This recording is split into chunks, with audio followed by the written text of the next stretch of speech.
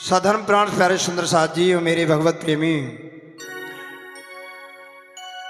इस समय पितृपक्ष चल रहा है और पितृपक्ष में बड़ी धूमधाम से काग यानी कौआ आचार्य आदि बुला करके भोजन जमाते हैं और कहते हैं कि इस प्रकार हमारे पितृ मोक्ष प्राप्त कर लेंगे।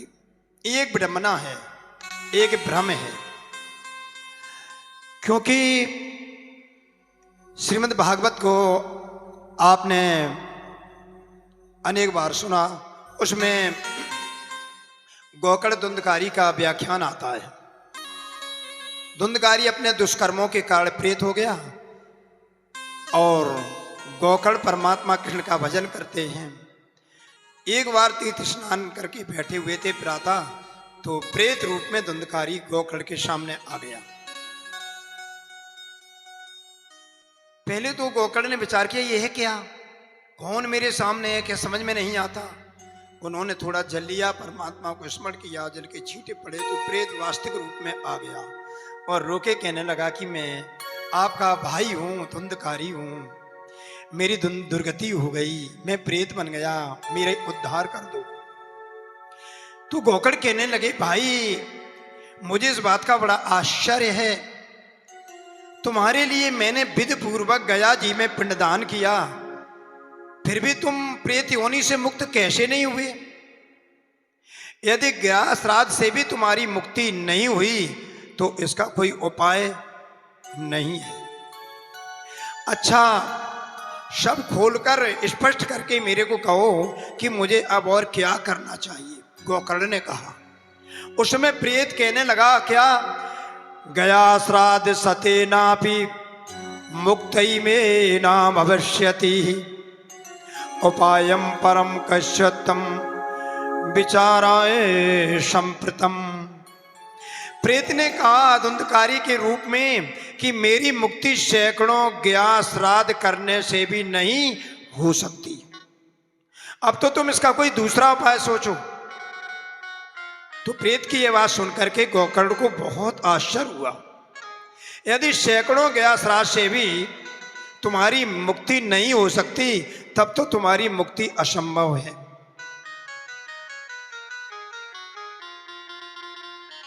इस समय धुंधकारी को देख करके बड़ा दुख हुआ।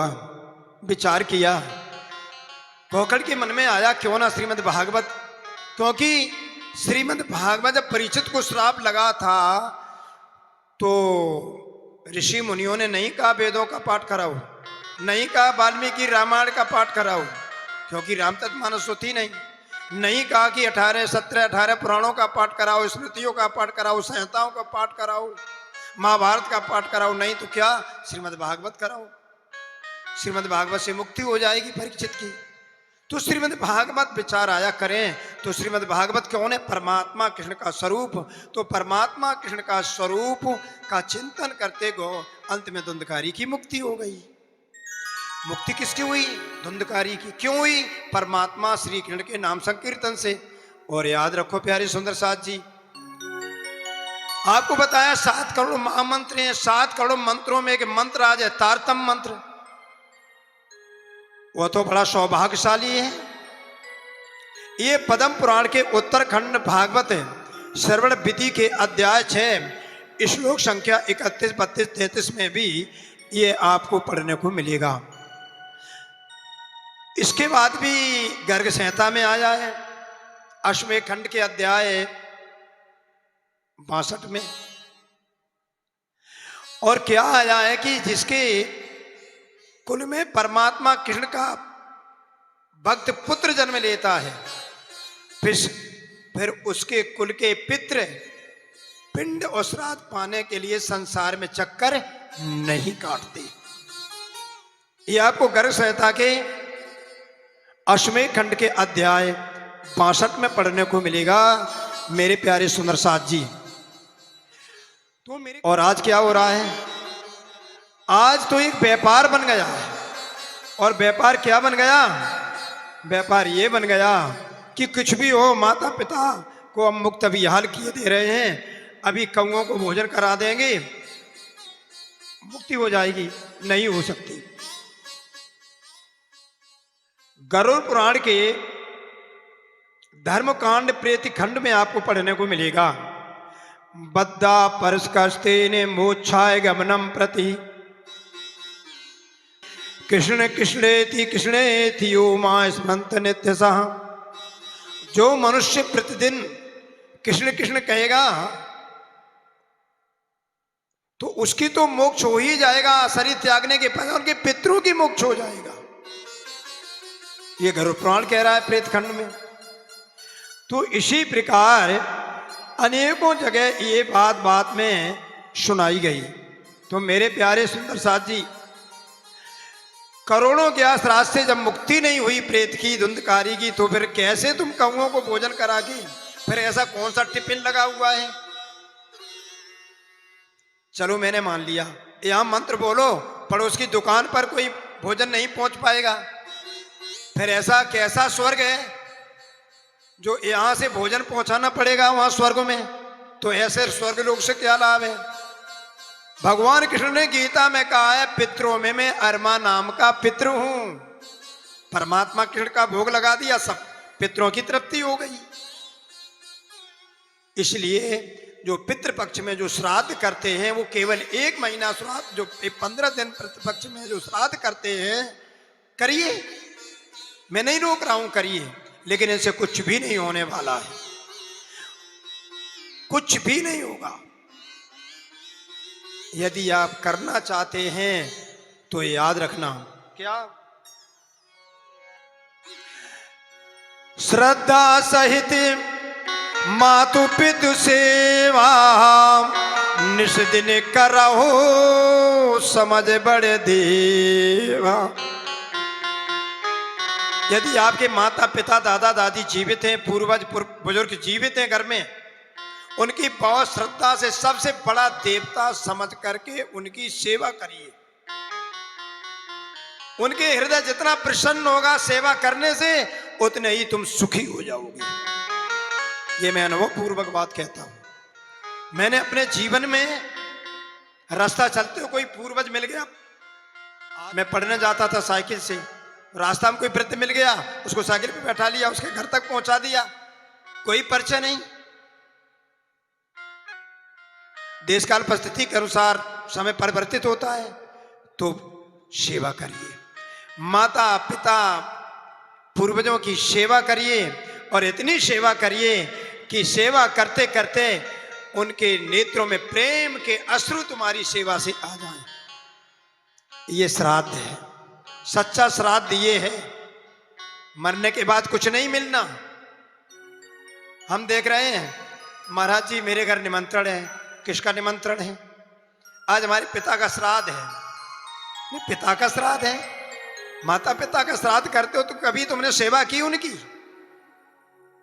वृद्धाश्रम खुले हुए हैं, वृद्धाश्रम में माता पिता को छोड़ के आए, और ऐसे नहीं, बड़े बड़े परिश्रम करके माता पिता ने उच्चतम शिक्षा दिलाई, और उच्चतम शिक्षा प्राप्त करने वाले बड़े बड़े पद आसीन उनके माता पिता आज वृद्धाश्रम में है। यही सनातन धर्म है, यही हिंदू धर्म है। कौन जैन धर्म के बुजुर्ग हैं? कौन सिख धर्म के बुजुर्ग वृद्धाश्रम में? कौन इस्लाम धर्म के वृद्ध बूढ़े वृद्धाश्रम में हैं? क्या हिंदू धर्म में ही है? इसलिए सुधरो। इस पितृपक्ष में श्राद्ध करने से कुछ नहीं होता। करिए, मैं नहीं कहता हूं ना करो, परंतु यदि आपने जीते जी माता पिता की सेवा नहीं की, बुजुर्गों की सेवा नहीं की, और सेवा के भाव से बुजुर्गों की यदि आपने प्रेम अश्रु नहीं देके, सेवा में प्रेम के अश्रु बोल रहा हूं, सेवा करो प्रेम के अश्रु में, यदि आपके माता पिता आपको आशीर्वाद देते प्रेम के अश्रु भर करके, तो जीवन में कभी दुख नहीं होगा। और उन यही श्राद्ध है। हमारे पास एक बहुत प्राचीन ग्रंथ रखा है, महर्षि परम पूज्य महर्षि दयानंद ऋग्वेद भाष्य भूमिका। इसमें उन्होंने विस्तार से कह दिया, और ऐसा कहा कि मेरे से कहता भी नहीं बनता। उन्होंने कहा है कि जो गया को तीर्थ बना रखा है, मिथ्यावादियों ने वास्तविक वैदिक ज्ञान, उपनिषद ज्ञान को छिपा दिया ऐसे लोगों ने। मगध देश में एक स्थान है, वहां फल्गु नदी के तीर तट पर पाषाण पर मनुष्य के पग का चिन्ह बना दिया और कहने लगे ये विष्णु भगवान का पैर रख दिया था। और यह बात प्रसिद्ध कर दी कि यहां श्राद्ध करने से पितरों की मुक्ति हो जाती। जो लोग आंख के अंधे काट के पूरे उनके जाल में फंसते हैं, उनकी गया वाले उल्टे उस तरह से खूब हजामत बनाते हैं, इत्यादि प्रसाद उनके धन का नाश कराते हैं। ये परधन हरण पेट पालक ठग लीला केवल झूठ ही की गठरी है, जैसा कि सत्य शास्त्रों में लिखे हुए आगे कथा देखने में सब कुछ प्रकट हो जाएगा। ऐसा लिखा है, मैंने ये पढ़ के सुनाया है। ये ऋग्वेद भाष्य भूमिका स्वामी दयानंद, जो वेदों के प्रकांड विद्वान थे, जिन्होंने 70 प्रकार नामक ग्रंथ लिखा।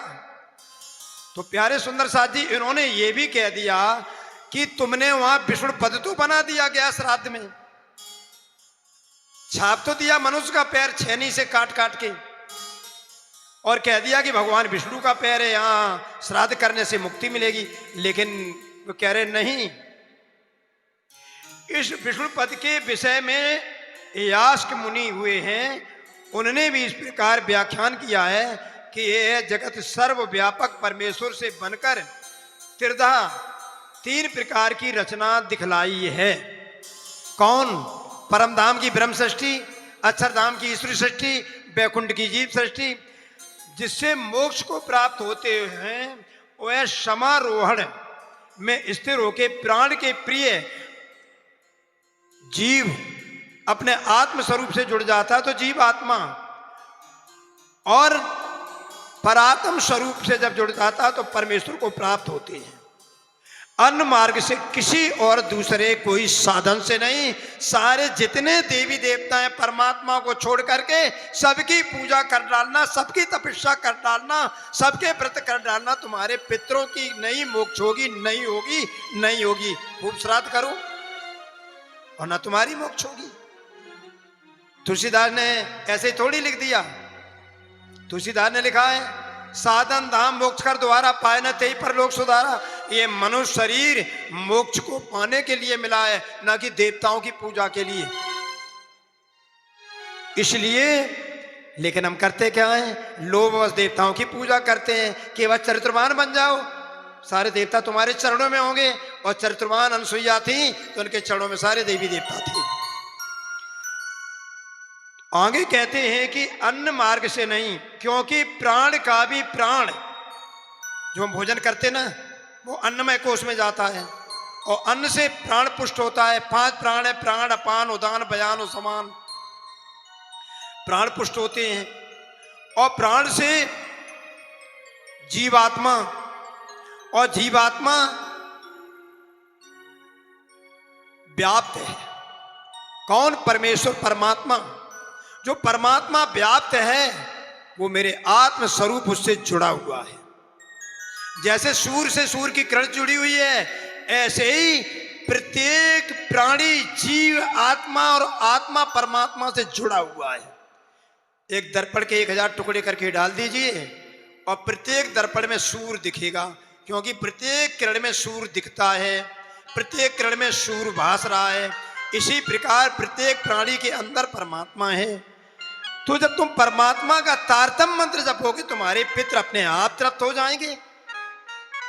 श्राद्ध पक्ष चल रहा है, रोज बैठो और आत्मा चिंतन करो, तारतम्य मंत्र का जाप करो, श्वास श्वास पर तारतम्य मंत्र का जाप करो, प्राणायाम करो, तारतम्य मंत्र का जाप करो। तुम्हारी सूक्ष्म तरंगें और चिंतन करो कि मेरे माता पिता परम धाम में परमात्मा के पास आत्म स्वरूप में विराजमान है, परात्म स्वरूप में प्रकाश स्वरूप विराजमान है। ऐसा चिंतन करो। 15 दिन आप परमात्मा का चिंतन कर लीजिए। अपने माता पिता बैठे हुए परमात्मा के पास, हमारे पूर्वज परमात्मा के पास बैठे हुए हैं, उनकी मोक्ष हो गई। परंतु कौवा खिलाने से हम कहते हैं पक्षियों को भोजन करो, छत पर डाल दीजिए अन्न, रोज डालिए छतों पर, उनको पानी पिलाइए, पक्षियों को, पशुओं को भोजन कराइए, गाय को भूसा खिला दीजिए, ये सब करिए। मैं ये नहीं कह रहा हूं ना करो, करो, कौओं को खिलाओ, पक्षियों को खिलाओ, सबको खिलाओ, मैं ये नहीं कह रहा हूं, परंतु मोक्ष नहीं हो सकती, समझ लीजिए। क्योंकि तुम्हारे पिता ने जो कर्म किए हैं, पूर्वजों ने जो कर्म किए हैं, उनका कर्म का छेदन यदि हो सकता है तो परमात्मा के तारतम्य नहीं जानाती, तारतम्य मंत्र से ही उनकी मोक्ष हो सकती, दूसरा कोई उपाय नहीं है। क्योंकि जब अपना तुम तारतम्य मंत्र जपोगे और सूक्ष्म से सूक्ष्म तरंगे तुम्हारी परमात्मा के पास होंगी। जैसे तुम मोबाइल चलाते हो और जब वीडियो कॉल करते हैं तो तुम्हारी एक दूसरे को देखते हैं, इसी प्रकार जब तुम्हारे मस्तिष्क से तरंगे निकलेंगी, जाप करोगे बहुत श्रद्धा से, भावपूर्वक पूर्ण श्रद्धा से अपने माता पिता और पूर्वजों पितरों के उद्धार के लिए तारतम्य मंत्र का जाप करेंगे और जाप करें तो आपके मस्तिष्क से तरंगे निकलेंगी और वो तरंगे परमात्मा के पास होंगी। उन तरंगों में तुम्हारा रूप होगा, तुम्हारे अंदर भक्ति बढ़ेगी और तुम्हारे माता पिता परम धाम में आत्म स्वरूप में विराजमान, ऐसा चिंतन करो, मोक्ष हो गई।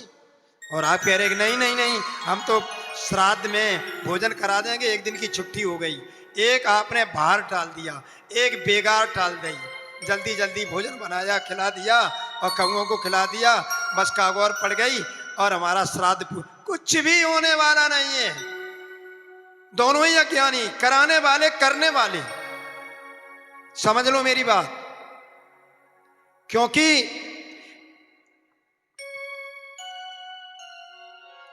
मृतक के पूर्वज श्राद्ध न खावे, नहीं को स्वर्ग अन्न पहुंचावे। जो पूर्वज मृतक हैं वो पितृ, कोई ऐसा मंत्र नहीं बना जो उनके पास अन्न पहुंचा दिया जाए। फिर ऐसा स्वर्ग किस काम का जहां यहां से अन्न पहुंचाया जाए, पहले तो ऐसा हो ही नहीं सकता। हमारे 4 शरीर हैं, स्थूल, सूक्ष्म, कारण, महाकारण, फिर 5वां चेतन, 6वें निर्मल चेतन। स्थूल, सूक्ष्म, कारण, ये 3 शरीर हमारे मायाकृत हैं और महाकारण शरीर का अंतःकरण चित्त। जब चित्त में आप परमात्मा आपके होंगे तो चित्त की जो तरंगे होंगी वो तरंगे परमात्मा के पास, सूक्ष्म से अति सूक्ष्म से अति सूक्ष्म तरंगों में परमात्मा के सन्निकट तुम होंगे। और जब तुम्हारी तरंगे माता पिता के लिए होंगी, तुम्हारे माता पिता जो पितरों के रूप में पूज रहे, उनकी मोक्ष अपने आप हो जाएगा, मुक्ति नहीं मोक्ष हो जाएगा। एक परमात्मा के अतिरिक्त दूसरा कोई उपाय नहीं है। इसलिए आप किसी प्रकार ये श्राद्ध आदि के पाखंडवाद में न पढ़ करके परमात्मा का चिंतन करें, जीते जी माता पिता गुरुजनों की सेवा करें। और मैं बार बार कह चुका हूँ, इतनी सेवा करो कि जब उनके चरणों में सेवा करने के बाद नमन करें तो उनके नेत्रों में प्रेम के अश्रु आ जाएं और फिर तुम्हारे ऊपर हाथ फेर दें तो तुम्हारा आनंद ही आनंद होगा। इसलिए उठो, इन श्राद्ध और पितृपक्ष के चक्कर में ना पड़ो। लोग कहते हैं पितृपक्ष में कोई काम ही नहीं होना चाहिए, कोई काम नहीं होना चाहिए। मैं 40 वर्ष से, क्योंकि मेरे पास आते महाराज पितृपक्ष है, मेरे को कोई काम नहीं दे रहा, हमने चलो मेरे मंदिर पर काम करो। पितृपक्ष है, कपड़ा नहीं लेना चाहिए, हमने चलो मैं आपको कपड़ा दे रहा हूं पहनिए। ये सारा का सारा क्या आदमी को मूर्खता बस फंसा दिया गया। कोई नया कार्य ना करें, क्यों ना करें? हम तो जितना कार्य करते पितृपक्ष में करते, मेरा कुछ बिगड़ता ही नहीं है, क्योंकि हम सूक्ष्म से सूक्ष्म अपनी तरंगों से परमात्मा के पास हूं। क्या तमाशा समझ लिया आपने? हमारे शरीर पूरा असंख्य ब्रह्मांडों की गैलेक्सियों की ऊर्जा धीरे धीरे परमाणुओं से संग्रहित होकर के ये फिर 5 तत्व से ये शरीर बना। कितने परमाणु हमारे शरीर में होंगे?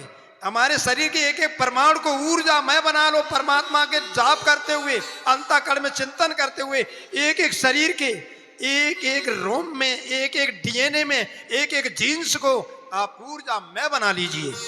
देखिए तुम्हारा शरीर जो जिसको स्पर्श करेंगे वो ऊर्जा में हो जाएगा।